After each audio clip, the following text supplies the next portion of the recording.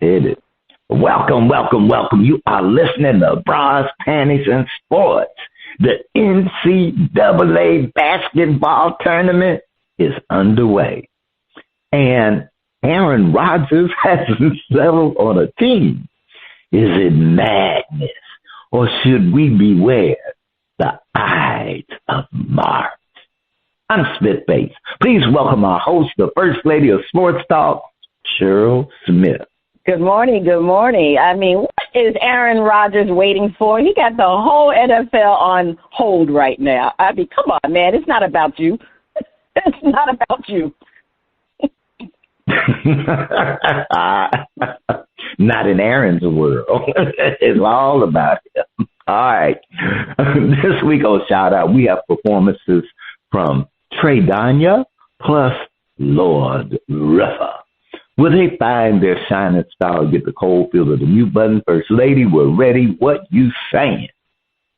Each week we try to figure out what is going on in the sports world, not the plays of the week, more like the players of the week. Are they trying to tell us something? So we ask, what you saying? Fly, little birdie, fly. Time keeps on slipping into the future. Time keeps on slipping into the future. So I want to fly like an eagle to the sea. Fly like an eagle, let the spirit carry me. I want to fly right into the future.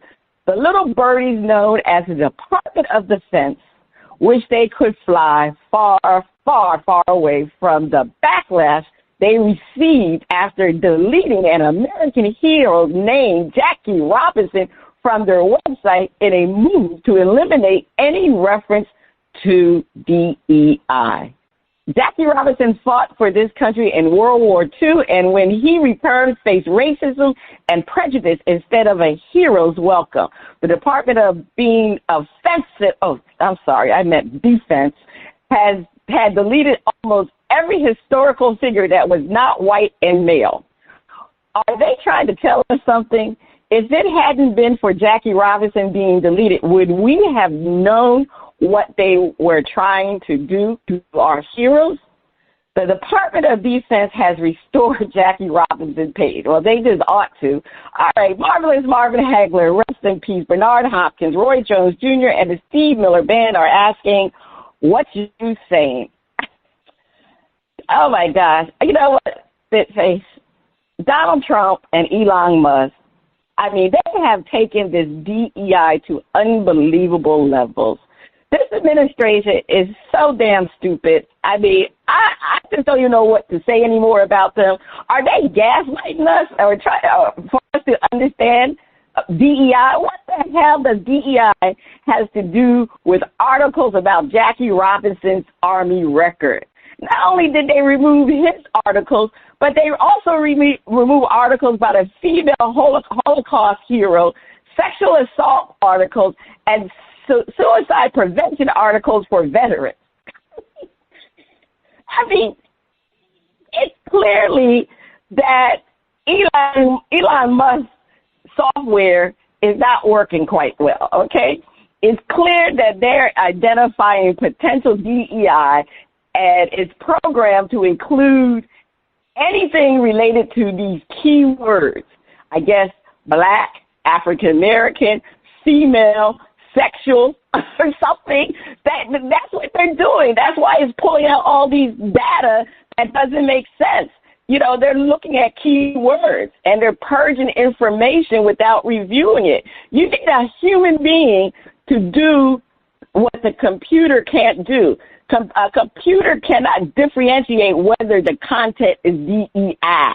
Somebody has to go through that and look at it to see if it's about DEI. And I'm so damn tired about this DEI thing. You know, Spitface, I don't have too much to say because, you know what, I'll be honest with you.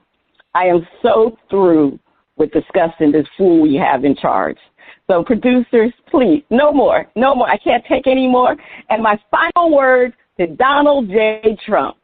If you want to eliminate everything black people have done, then you need to demolish the damn place you work and live in because the White House was built on the backs of black slaves. And that's all I'm saying.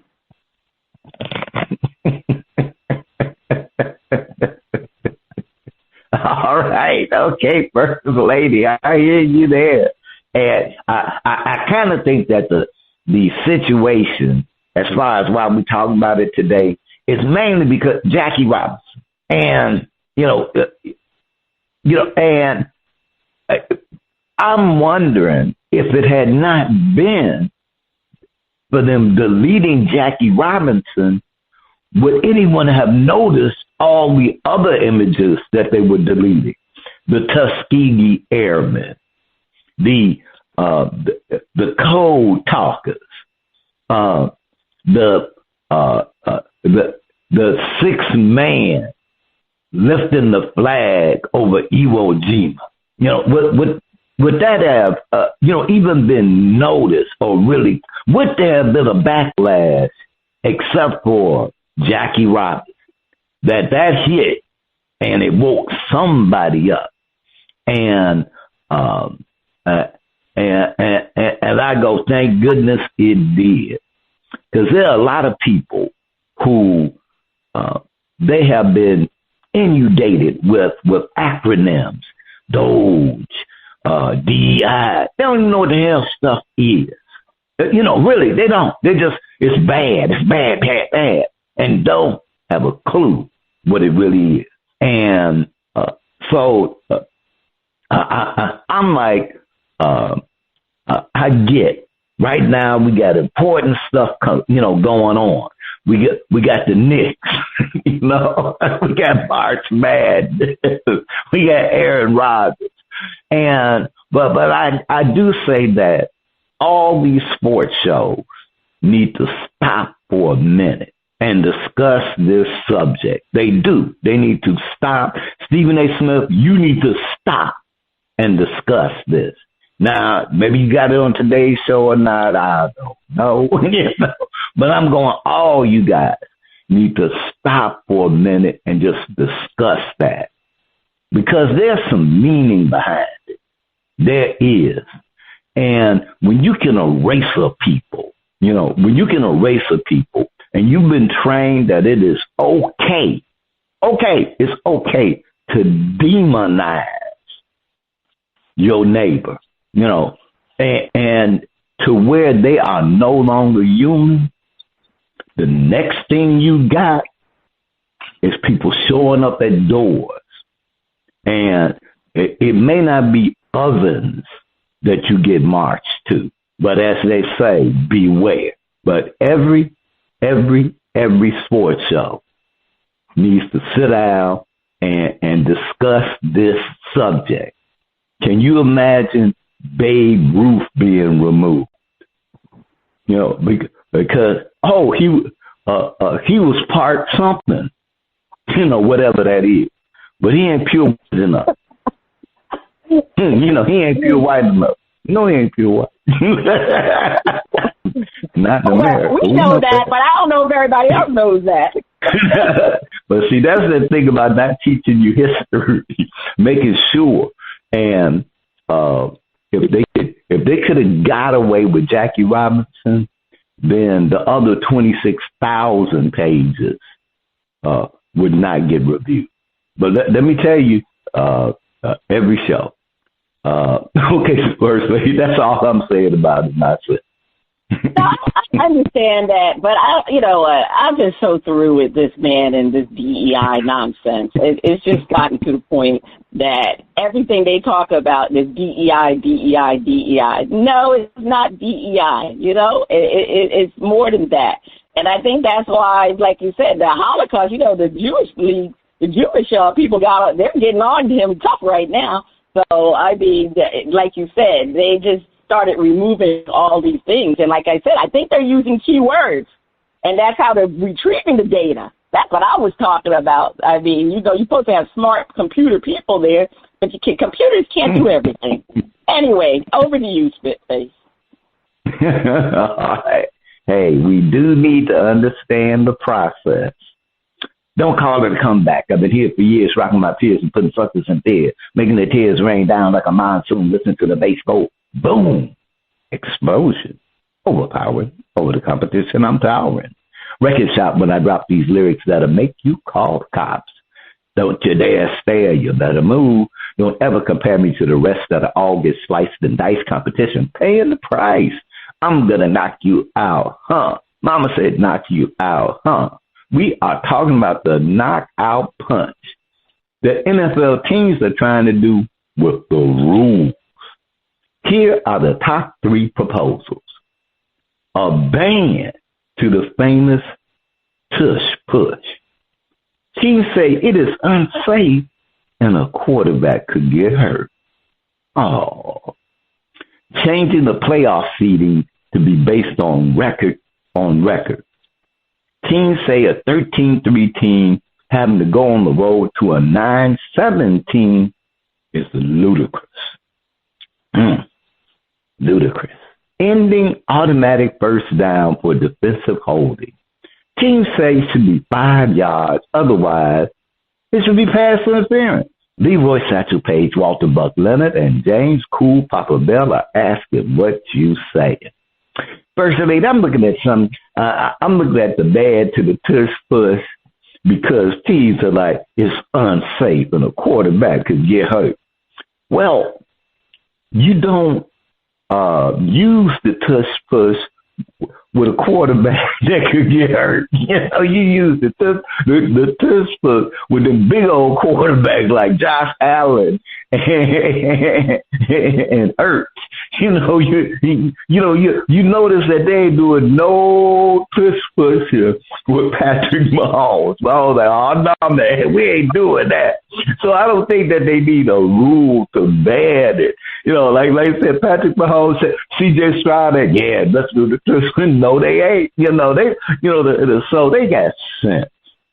And teams, what it is you can't defend it. And if you can't defend it, until you can defend it, you don't want it to be used, but it works.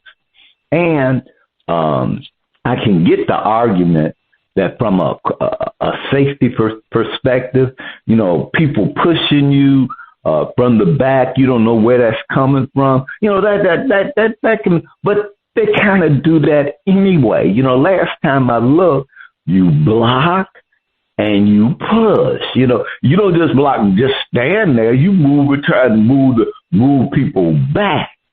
So I'm not sure it's anything different other than the fact that Philadelphia and the Bills have been successful using it. So, don't be hating. Cut it out. Don't be hating. This is the NFL. Now, changing the playoff seeding to be based on record so that, we've seen the situations where a team with a better record had to go on the road to face a division championship that barely had a winning record. And we've seen it. It has happened. And you kind of feel, or at least, I kind of feel like, oh, man, you got this real nice record, but you don't get at least one home game. You got to run the gauntlet, and some things happen to get one playoff home game, and you got a much better record than, let's say, 2 or 3 of the teams that won division. What's the solution to that? What's fair? And I think the solution to it and what's fair is win your division. Win your division. That is the solution. There was a time, a long, long time ago. Well, a long time ago. But there was a time when there were no wild card teams. You either won the division or you were out. So you could have a great record, better than some division winners, and you weren't even going to be in a playoff because you didn't win your division. So winning your division solves all issues. And the debate about seeding for wild cards may go on and on, but leave it alone. It really ain't broke. Now, ending automatic first downs for defensive holding, I think, and we got the team say it should be like a 5-yard penalty, but they shouldn't get an automatic first down. You do defensive holding, after the 5-yard cushion, boom, automatic first down. Well, they might have needed 15 yards. So, I could kind of see part of that argument that you're, if it's going to be a first down, shouldn't it be a pass interference call? Like, okay, now look, now the ball is in the air now, so, it's really pass interference. And, how much holding you doing that you way down? Well, we didn't see the holding happen. But I think they got an argument with semantics more so than the actual penalty. First Lady, is Josh using the tushy too often? Well, the old adage is, if it ain't broke, don't fix it. But, many people think there's a problem in the NFL, and firstly, the tush push. They say it is unsafe, even though nobody has provided statistics or documentation to prove that it's not safe. I mean, if you're going to say it's not safe, you need to provide some information. You need to study it. You need to know who was injured from the tush push. And I can understand, like you said, that people pushing that can be difficult. But I'm just saying, to me, I just think, if on a defensive side, if a defensive player pushes a player, it's a foul. It's a penalty. All right. However, on offense, obviously you can do the tush push. Now, the NFL is not rugby, so the tush push reminds me of rugby. You see them guys pushing and lining. That's what it reminds me of, rugby. But like you said, most of the teams, for some reason, when it came to the Eagles and came to the Bills, they just couldn't stop it. To me, it's not really a big deal. I mean, to be honest with you, I'm very impartial. I really don't care one way or the other. If they keep the tush push, if they get rid of the tush push, I mean, I can see both sides because it really doesn't look like football anymore. It looks like rugby. But then, like you said, hey, if it's there, the rules allow it, then try to stop it. Plan for it. Practice for it. So one way or the other, I really don't care about the tush push, to be honest. But on the other hand, changing the playoff seeding to be based upon the record, that makes a lot of sense to me.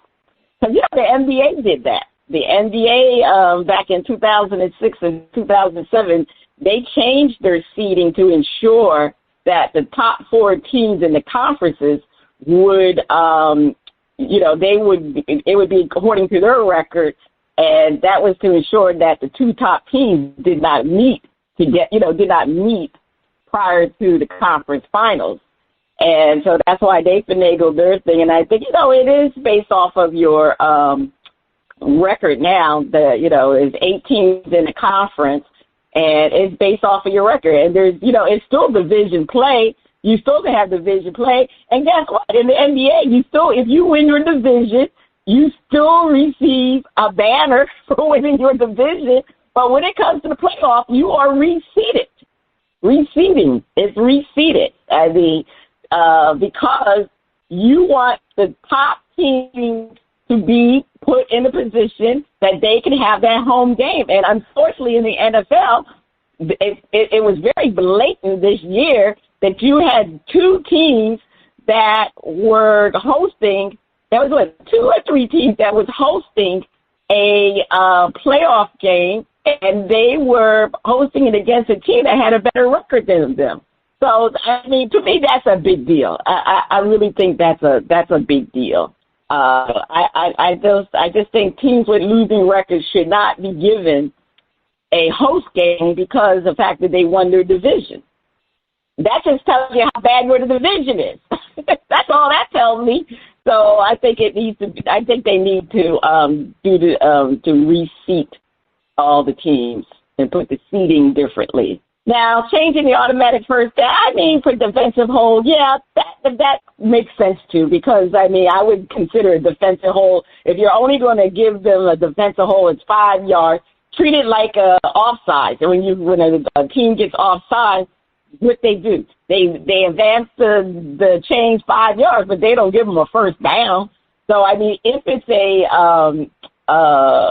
pass interference, that's a big difference. So either call it a pass interference, or if you're not going to call it a pass interference, you're going to still call it defensive holding, then, give them the 5 yards, and holding, I would just give them the 5 yards. That's, and just call it a day. So I think it's time to make some of these rules changes. I don't have a problem, even though the NFL isn't broken. We know that it's still not broken. But to be honest with you, I wish they get rid of the kickoff. That's dumb to me, the way that was a dumb rule change. They've been changing some of these rules. I didn't like that one. It doesn't seem right to me, that kickoff. So I think they should go back to the regular. Now, they said that was due to what, because of safety? Or they call it a dynamic kickoff. There's nothing dynamic about the kickoffs anymore. But anyway, so I'm okay with the latter two. The tush push, hey, it doesn't bother me one way or the other with the tush push. That's all I'm saying. Say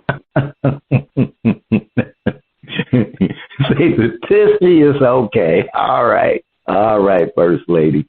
And cornerbacks need to learn how to defend without holding. First Lady, you have the last word. Please take us to break. Stay tuned. Up next, we have a performance from Traedonya on Shout Out Part 1.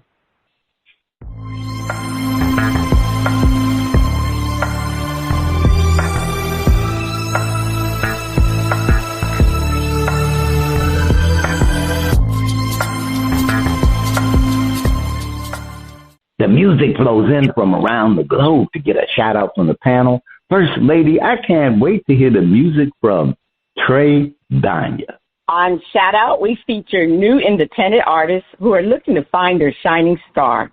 If we like what we hear, we'll give the track a shout out. If we don't like it, we hit the mute. On first part of Shout Out, we are featuring music from Traedonya out of the Bay Area, Los Angeles, and New York. They say Traedonya has come with a smooth sound on this track made as a jingle for a drink named Island Vibe. All right, let's hear the Island Vibe jingle. Island Vibe.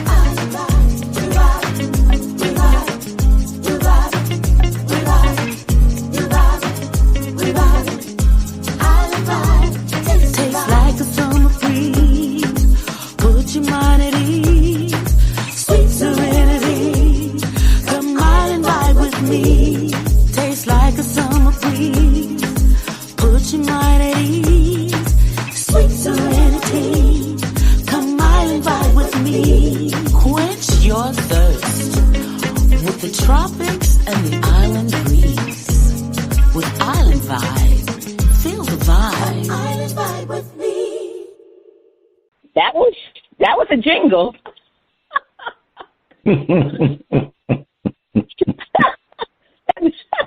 Well, we did say jingle, so I mean, what can I say? All right, I mean, for a jingle, I'll shout it out. For a song, I won't shout it out, but for a jingle, I'll shout it out. Then we did say it's a jingle, so I'll shout it out.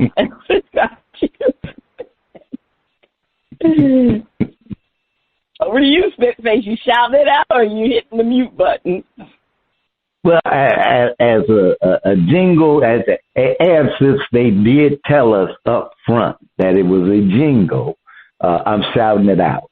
And now I will say that, hey, Traedonya, send us a track. It seems like you have a pretty nice voice, and let's hear some music. Now, First Lady, so are you ready to try out some of that Island Vibes? Did the jingle work?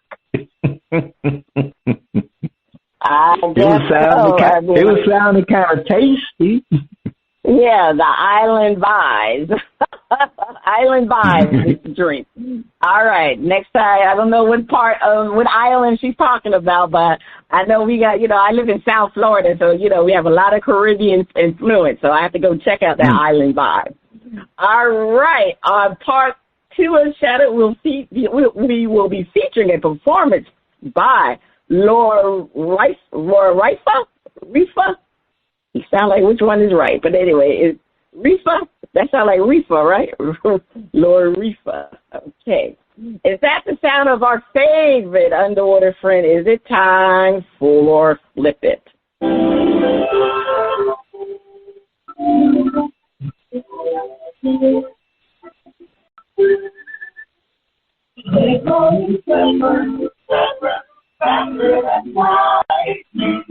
No one you see is smarter than you. And we swimmer live in a world full of stars, flying under the sea.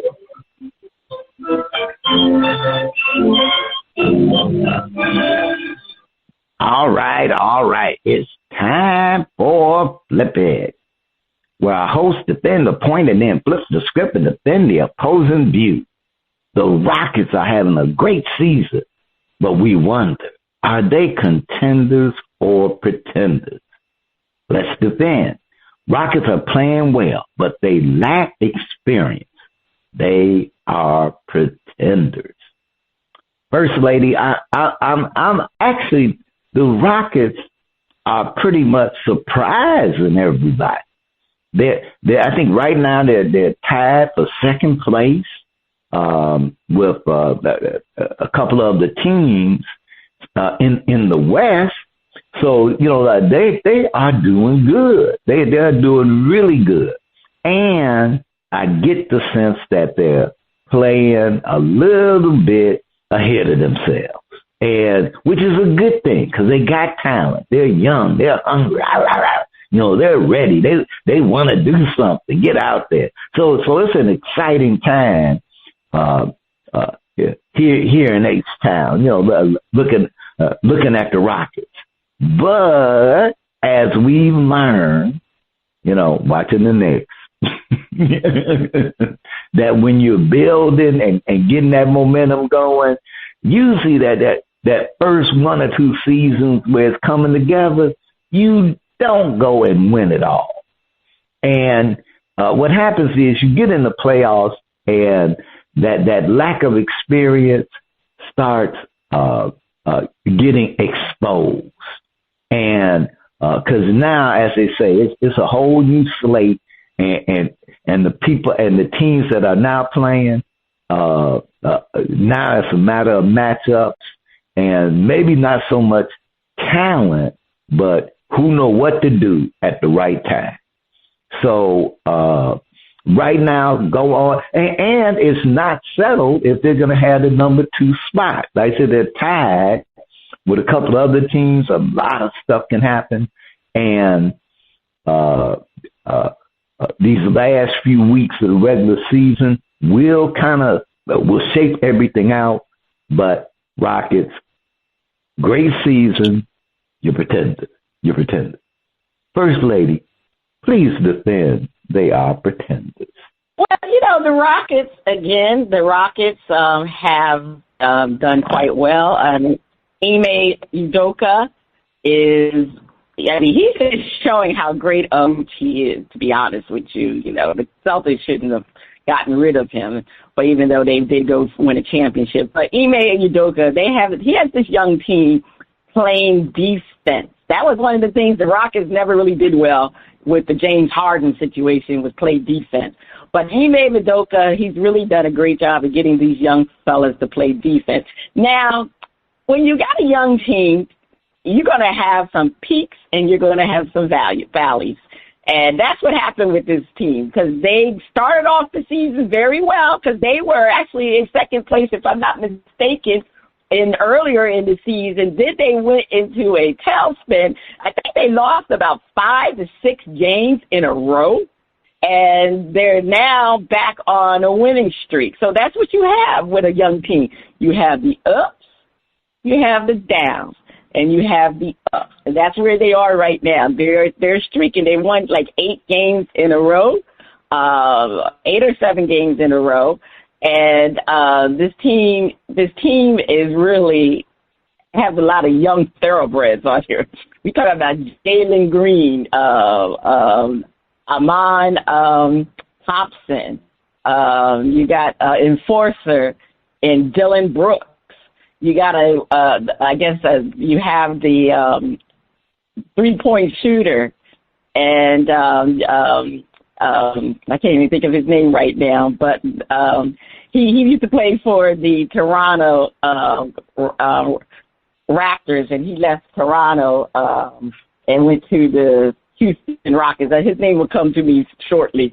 But when you think about the Rockets, I just think because of their inexperience, I really think that's going to show its head in the playoffs. That's because usually you need a team that's been through the experience of playing in a playoff situation. That's why everybody is saying they believe in the Golden State Warriors, because even though the Golden State Warriors do not have better players than the Rockets all around. I mean, the Rockets got consistently from their bench to their starting 5.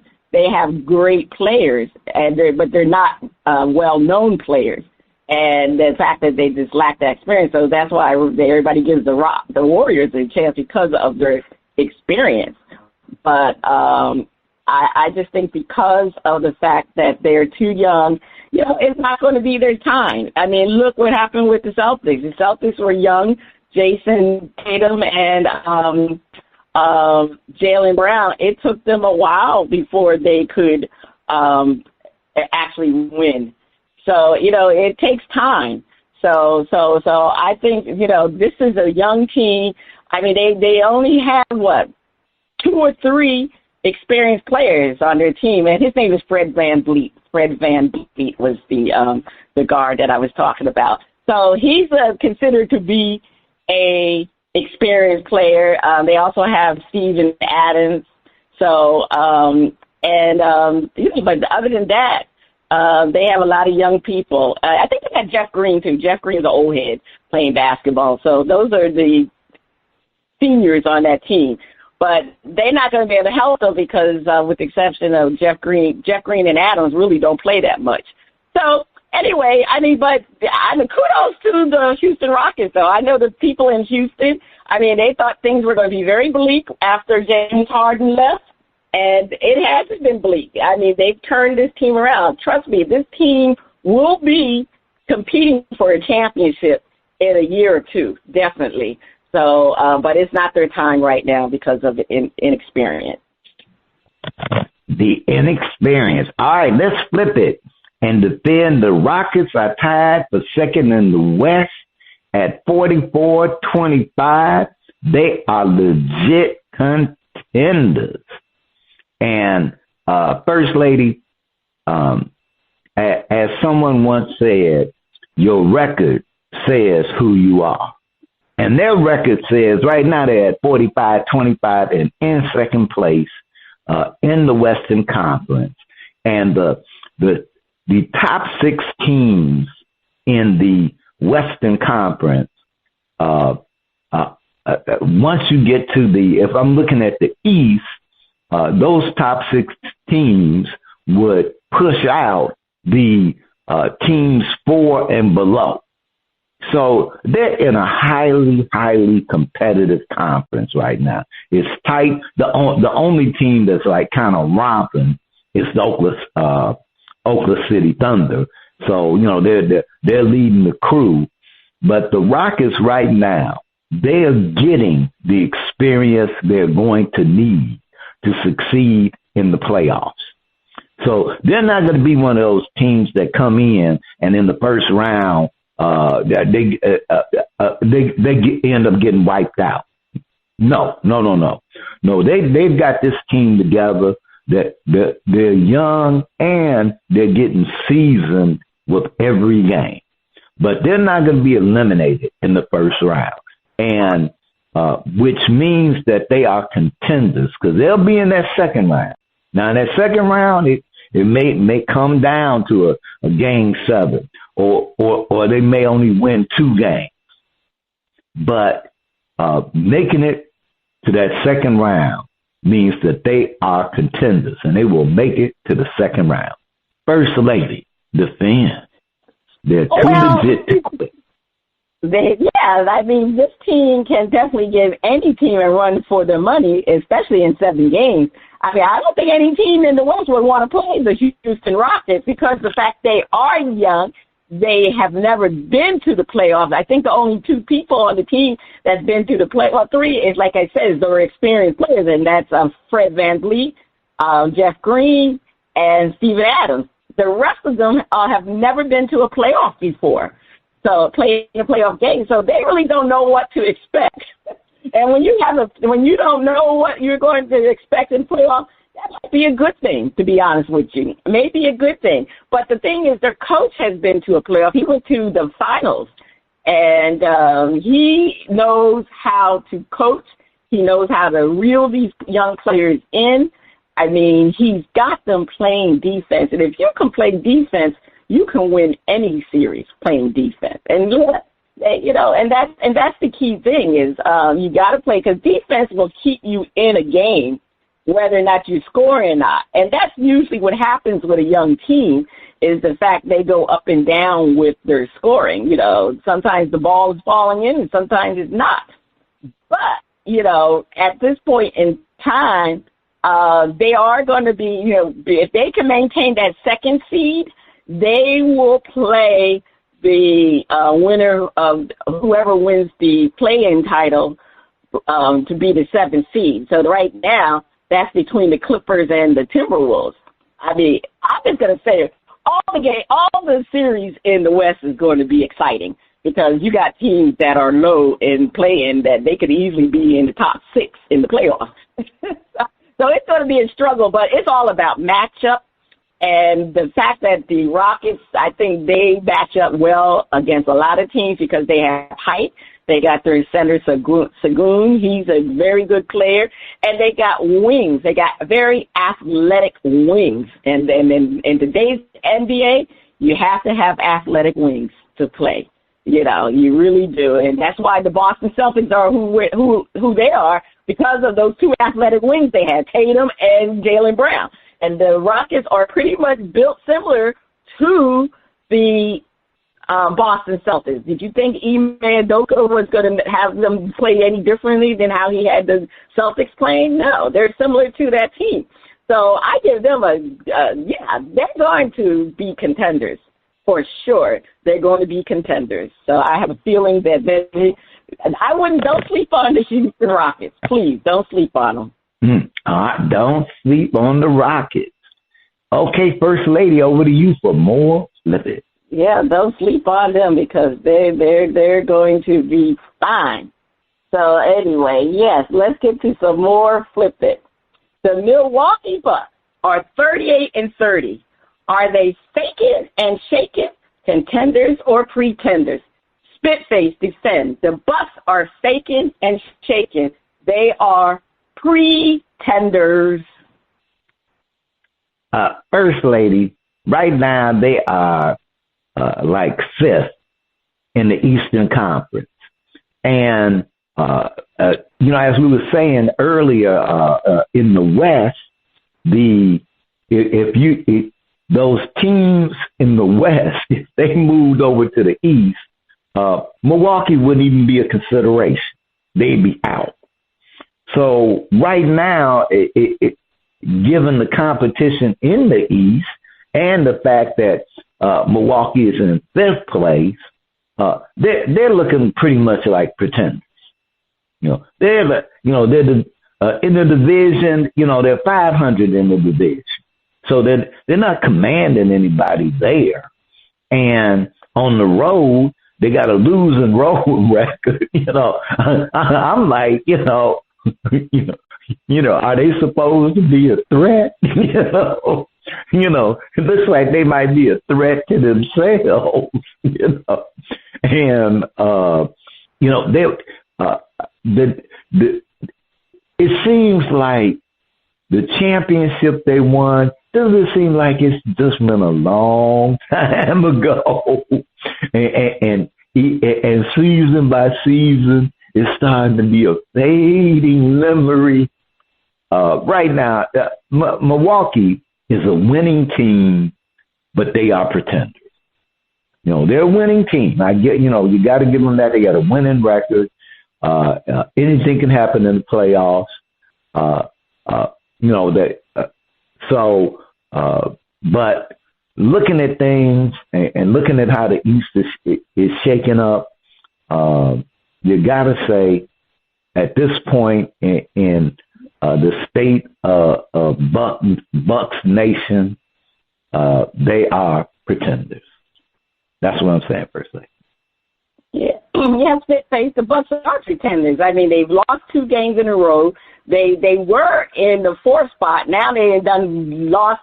They fell to the 5th spot. They allowed Indiana to go in front of them. So that 4th and 5th, it's a matter of those. The 4th and the 5th will play each other.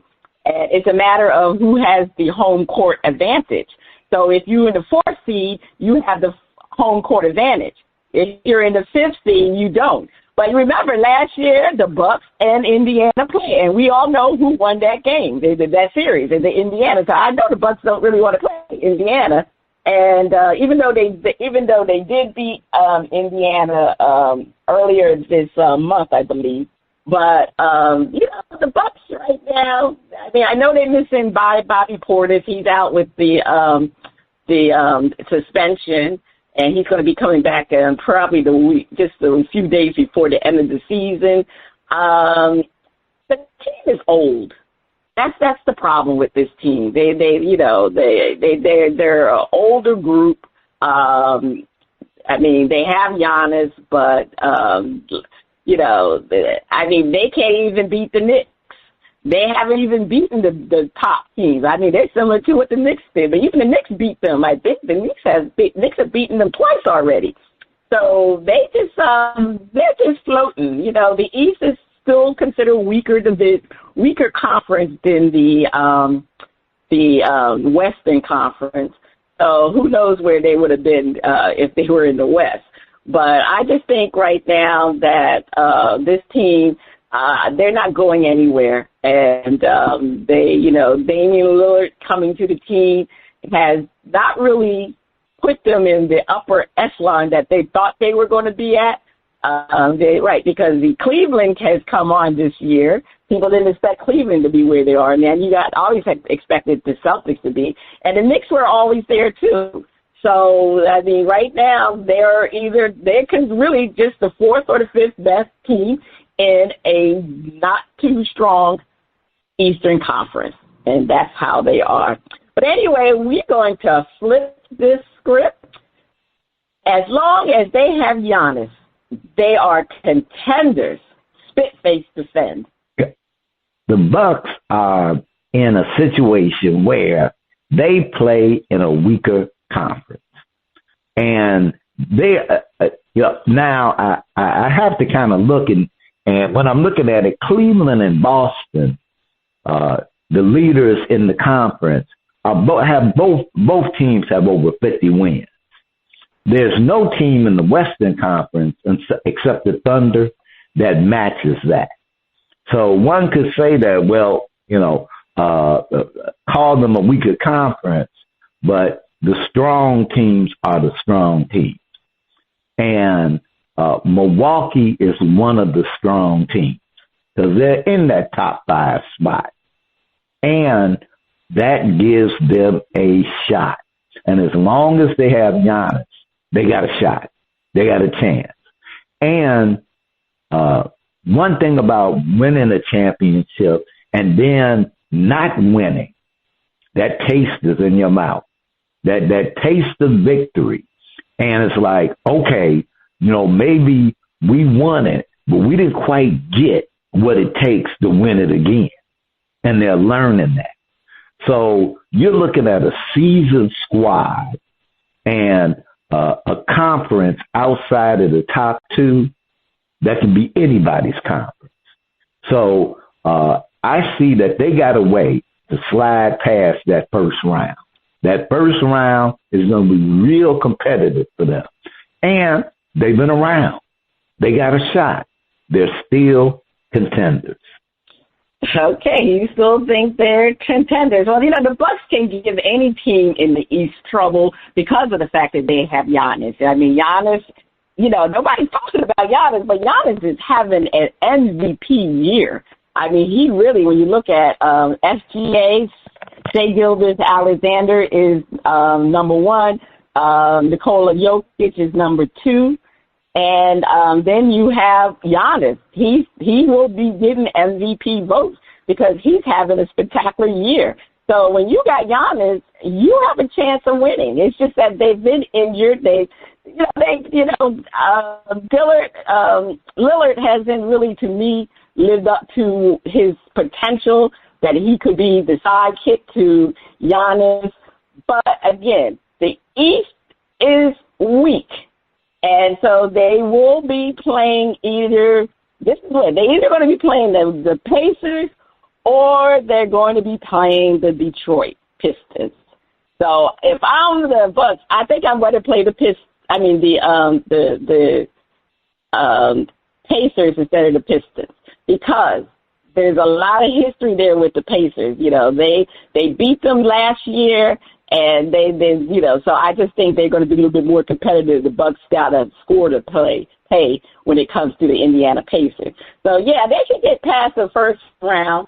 But then when they get past that first round, who they play? They play the Cleveland Cavaliers. so that's going to be tough. Because I know we in the Knicks are in the 3rd seed. And if they get past right now the Pistons, they play the Pistons. If they play the Pistons, they could be the Bucks too, because the Bucks could slip that far.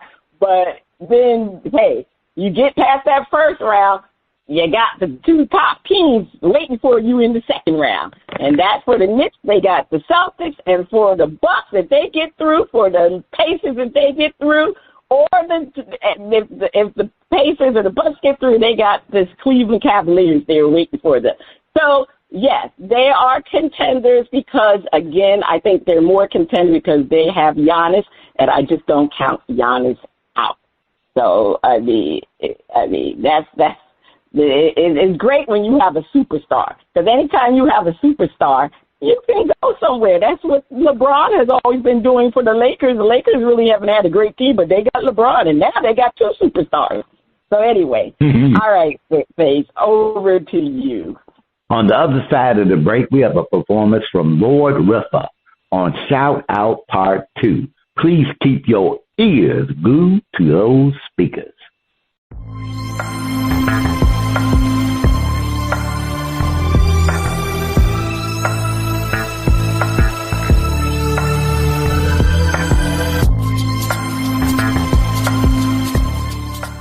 Welcome back. The music flows from around the globe to get a shout-out from the crew.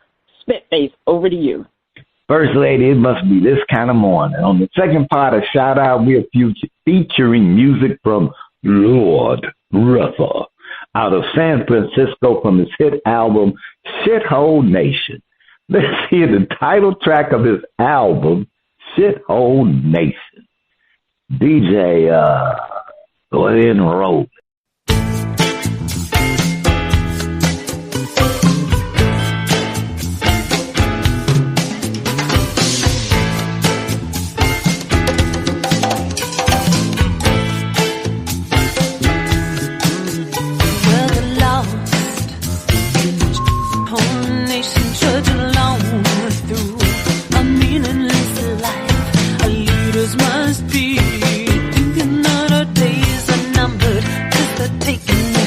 heaven away from our flight.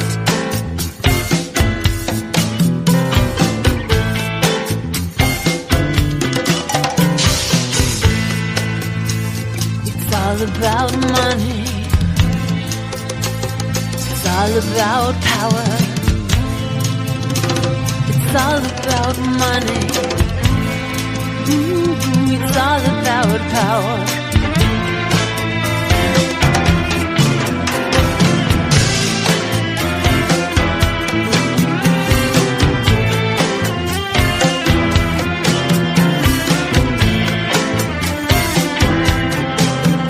You're the poor, the middle, fringe of this nation. White, black or brown or tan don't seem to matter much. We are so far below level of scrutiny, like ants marching in line towards their home.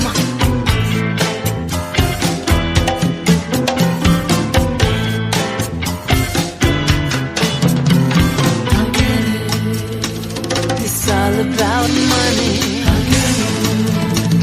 It's all about power. It's all about money. It's all about power. It's all about money. It's all about power. It's all about money. It's all about power.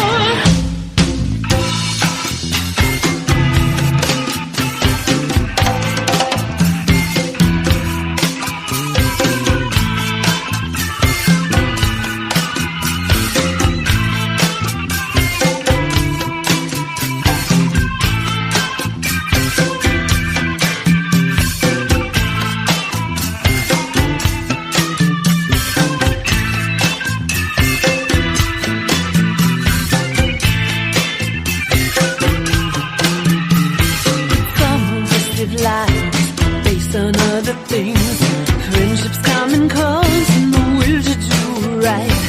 Some of us go so far, even pick up signs and cry. Some of us go so far, even stand up and fight.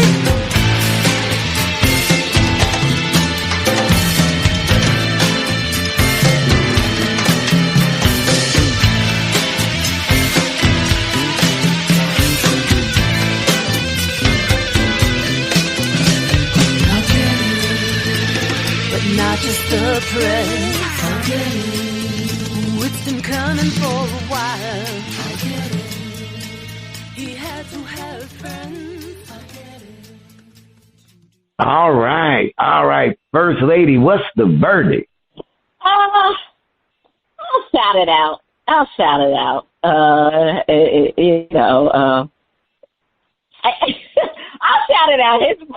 It seemed like his voice was, he felt like he was trying to imitate somebody to me, and I'm trying to figure out who it is. There's a combination of a couple of people, like a Prince and Michael Jackson a little bit to me. I don't know. But anyway, I'll shout the song out. All right.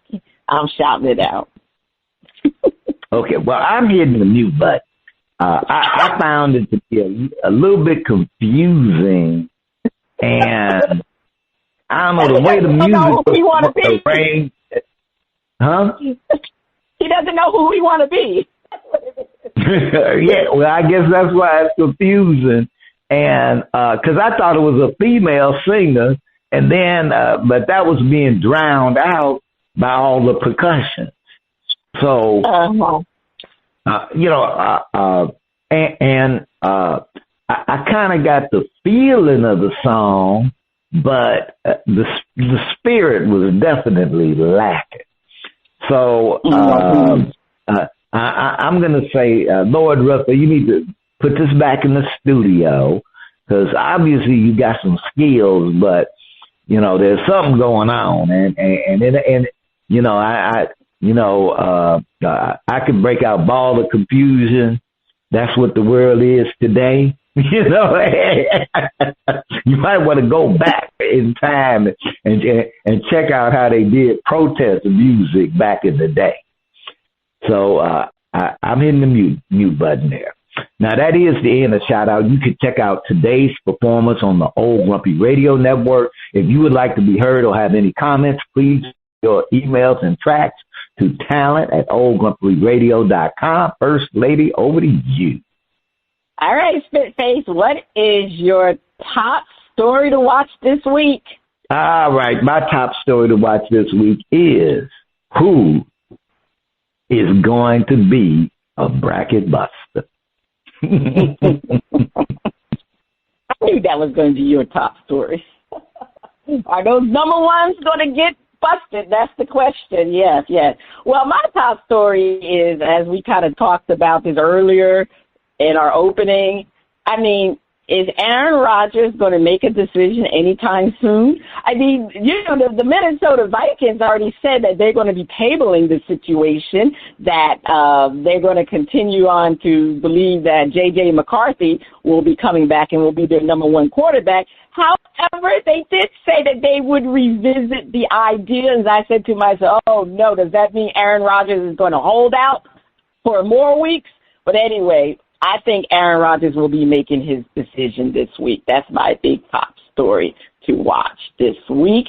And, you know, it's still Women's History Month, and I just want to say kudos to the Rose BC. They won the inaugural Unrivaled title in a thrilling final against Vinyl. Chelsea Gray was named the playoff most valuable player. The game was on this past Monday. And, Team Rose BC beat Vinyl. And I just think it's so great that these WNBA players, they do not have to go overseas. They can come and stay in the United States and play during their off season because, you know, they don't make the money that they need to make when they play in the WNBA. I know they're going to hopefully that will be corrected because I think those girls are going to go on strike because they're up for a new contract right now. So anyway, but kudos to the people that put on the Unrivaled League, and they got some more. I think I heard that the chef, Stephen Curry, is going to become an investor in the league also. So that's great that they're putting money in that league to keep our players here so we don't have to have another Brittany Griner situation.